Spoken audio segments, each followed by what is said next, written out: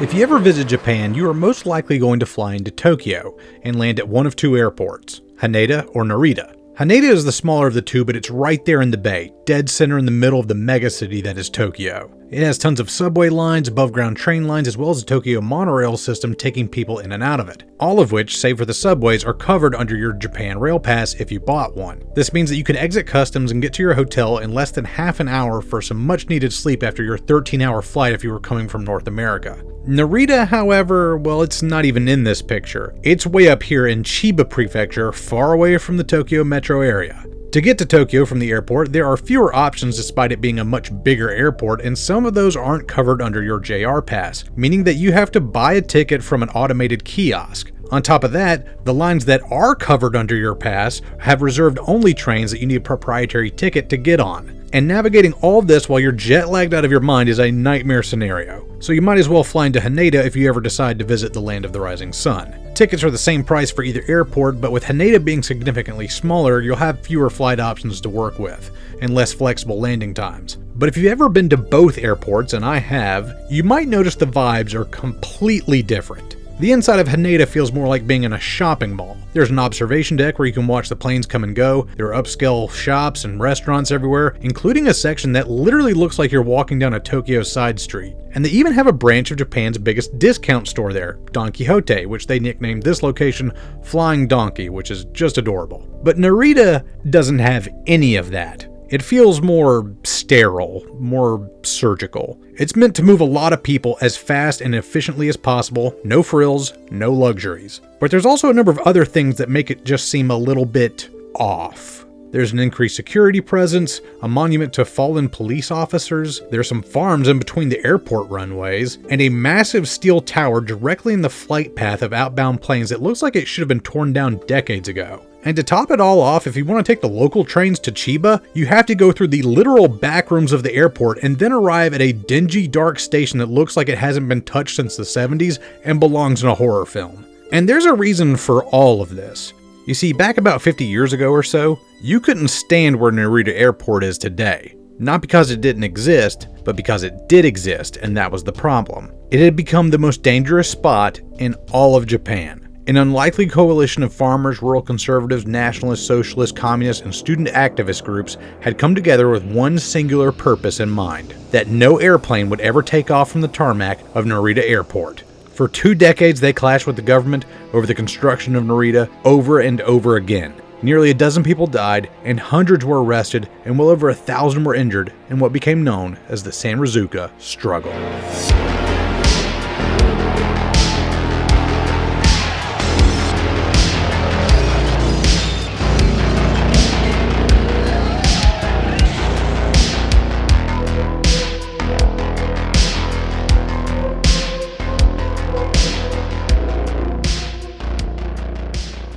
In order to give you the full context of this story, we're going to have to go back, like all the way back to the beginning.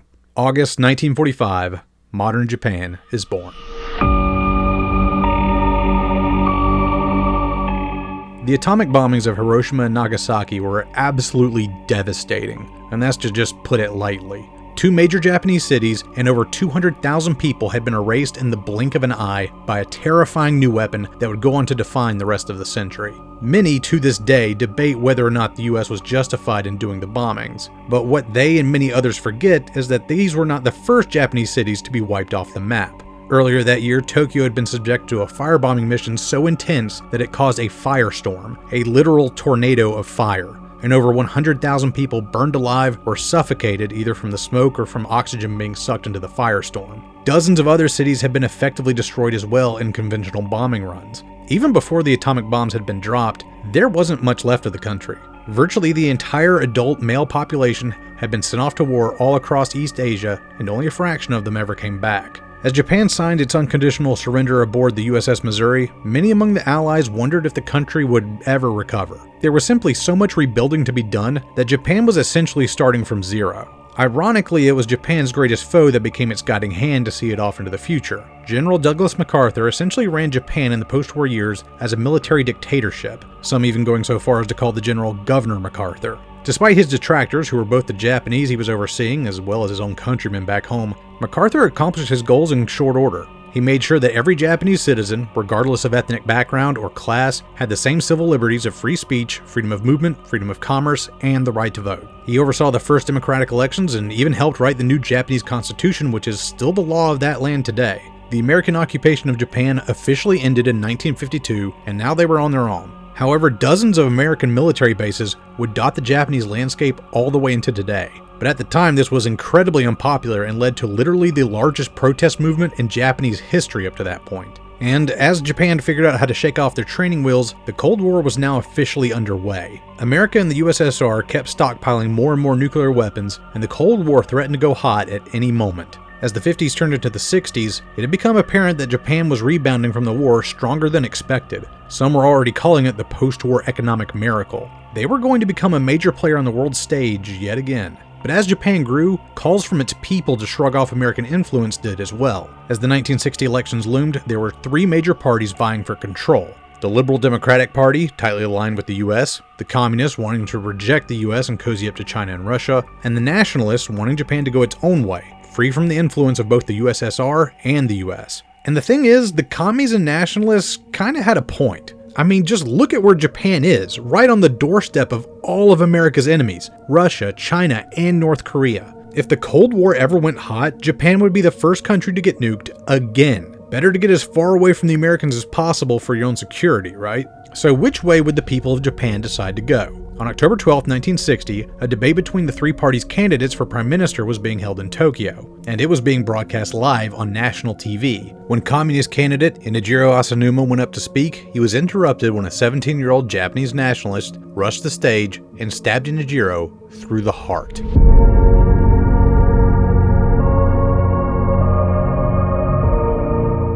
And there it was. The future of Japan had been decided in less than a second, yet again. The communists were all dead, the nationalists were the sort of bloodthirsty psychopaths we all thought they were, and that meant the Liberal Democratic Party were the only ones left at the table. Japan would be closely intertwined with America for the foreseeable future. But being entangled with the US means giving up a part of yourself. American culture and goods are easily exported. When another country comes into yours, they try to take your stuff. But when America comes into your country, they're here to sell you their stuff.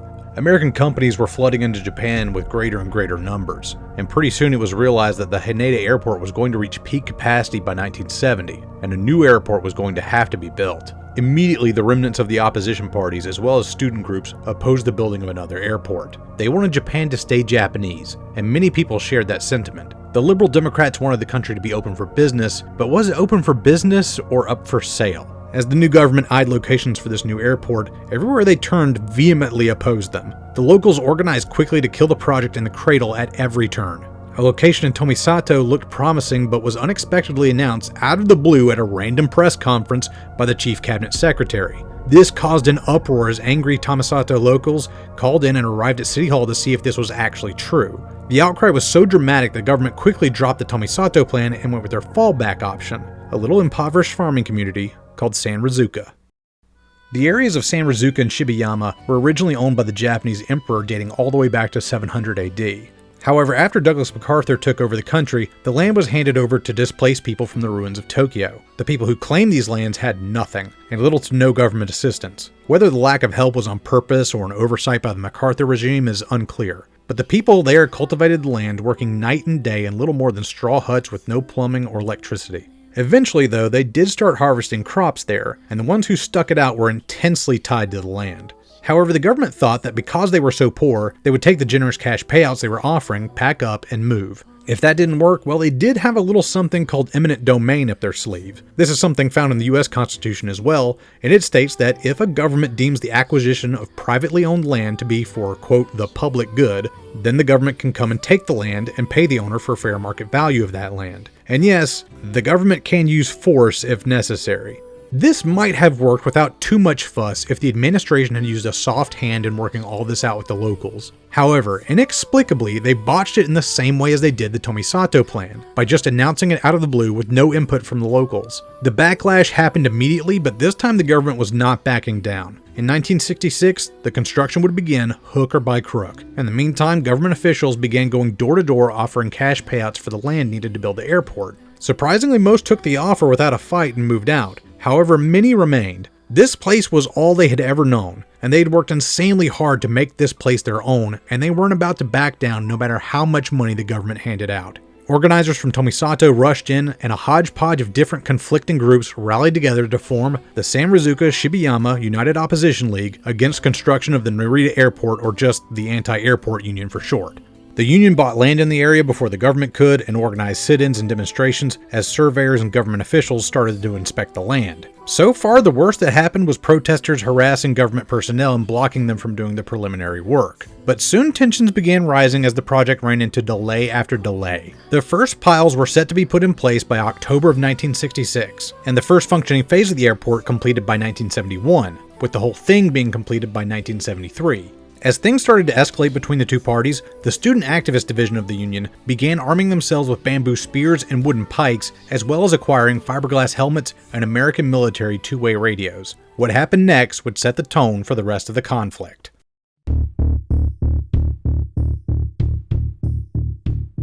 As the first pile drivers were sent into the land the government already controlled, they were escorted by more than 1,500 riot police. Students of the union's youth division, as it was called, locked arms and sat in the road only to be violently beaten and arrested by the police. Some farmers who had refused to sell their land built bunkers deep underground and had to be excavated out of their holds. Eventually, the piles were set in place and the government celebrated the breakthrough. However, since nonviolent protests had been met with violence by the police, the rules had been changed. Nonviolence was no longer going to work, and the growing student movement out of the youth division began taking the reins of the union. The students openly declared that anyone of any faction would be welcome in their struggle against the airport, and calls for violent resistance grew. Some conservatives and farmers warned against these actions, saying that they would be counterproductive. The students fired back with, "Yeah, how has playing nice worked out for you so far?" With that, the next confrontation with riot police would not be met with sit-ins, but with force. Violence was now the only option left on the table. Harassment of construction personnel continued, with small-scale clashes significantly delaying construction from 1966 to the summer of 1968, when another wave of nearly 2,000 riot police arrived on site to restore order.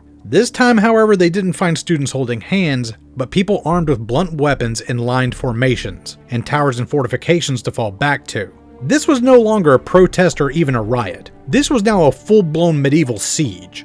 The police responded with water cannons and tear gas, and formed lines with nets held up to protect against thrown stones. And the youth movement responded with Molotov cocktails and glass canisters filled with fungicide that would burn the skin if it came in contact with it. Nearly 100 were injured on both sides, and 100 more arrests were made. Some cops even took their frustration out on a few students who were peacefully surrendering. Clashes of this magnitude happened again and again for years. Members of the union quit their jobs and enrollments and lived on the occupied land, being supplied by supporters busing in food and other amenities in the dead of night. In 1969, the union leader, Isaku Tomura, was arrested for occupying a road that a bulldozer had been trying to travel on, and in 1970, the government declared the consolidation of the land without violence to be, quote, impossible. So they took legal action against the union, which included freezing bank accounts and other assets, as well as taking away their ability to sue in a court of law. Basically doing everything short of calling them an outright terrorist organization. In another round of battles in 1971, the police destroyed the fortifications of the occupied land, and later that year, 3 police officers were killed, as well as 1 protester in the Toho Crossroads incident. That same year, youth leader Fumio Sanamiya committed suicide, stating that he had lost the will to keep fighting. Before the year was out, 3 more police had been killed, but across the last 3 years, the airport was slowly beginning to take shape. The runways were built, and the terminal was coming together, and despite the project being under constant siege for 3 years, the first phase was only delayed by 1 year. In 1972, it was reportedly set to open, but the union had done something unexpected. The now iconic tower, which still remains at Narita Airport today as a memorial, was constructed directly in the flight path of the main runway, and it was impossible to fly in or out of the airport. And with battles still breaking out regularly, it was deemed too unsafe for the airport to open. Later that year, a force was mobilized to deal with the tower, but a fort had been constructed around it, and armored bulldozers would be needed to take the entire complex down. Molotov cocktails rained down on any government official or vehicle that got too close, and dozens of officers were badly burned. Eventually, the forts were reduced to rubble, and the tower was partially dismantled. After more years of conflict and painfully slow progress, the Japanese Prime Minister Takeo Fukuda announced in 1977 that the airport would open within a year. But this just sparked a new round of battles that resulted in 17,000 protesters mobilizing in a Sanrizuka park to oppose the announcement, the biggest opposition group assembled thus far. The ensuing conflict resulted in the protesters besting the police, and in one incident, rioters overwhelmed an armored car with a water cannon, pried open its hatch, dragged the gunner out, and beat him to death. As this happened, a police officer aimed a tear gas launcher directly at a crowd and fired, hitting a protester in the head. He died from the injury 2 days later. Despite all this, the airport announced it would be open and accept its first inbound flight on March 30th, 1978. But on the 26th of that month, Union members stormed the terminal and occupied the air traffic control tower and surrounding terminals, destroying any equipment they could find. The opening date was delayed yet again, and the damage was repaired by May 20th, on which the airport finally opened and accepted its first flight. The Union had successfully delayed the airport by a full 7 years, but that was just the first phase. The second phase, set to be completed by 1973, hadn't even been started yet. It was 5 years behind schedule. 17 farms remained on the Phase 2 property, and the final farmer was not evicted from that location until 2023. However, the second phase would be even more difficult than the first. Even more riots erupted, and the Union never gave up the fight, with more and more death and destruction breaking out. During the second phase struggle, Union leader Isaku Tomura died due to an illness, and there was really no one with enough pull ready to replace him. With that, the riots finally died down and conflicts became more sparse. 20 years after its founding, the United Opposition League against the construction of the Narita Airport finally gave up the ghost on November 28, 1986, and Phase 2 was completed 13 years behind schedule. That farmer who was finally evicted in 2023, the second phase was literally built around him and other farmers in the area. The entire movement lasted 57 years, and the last attempt at a violent attack in the name of the Opposition League was thwarted in 2017. You might think all this fighting and protesting for so long was hopeless and pointless, that they should have just read the room and moved on. But that's not how Japanese people are built. When God made them, he forgot to put in the quit. If they want something, then they're gonna get it. Maybe not today, maybe not tomorrow, but eventually, far off into the future, they see a path to their end goal. It should be noted as well that during the time when the Narita Airport's first phase was being completed, the last Japanese soldier from World War II finally surrendered in 1974. Again, these people are just built different. Today, if you travel to Narita, hardly any sign of this remains, save for more police officers than normal for Japan and the abandoned tower out in the distance. Some older folks still have grievances toward the government for the heavy hand they used, but on the whole, it feels like it's all in the distant past for most Japanese folks.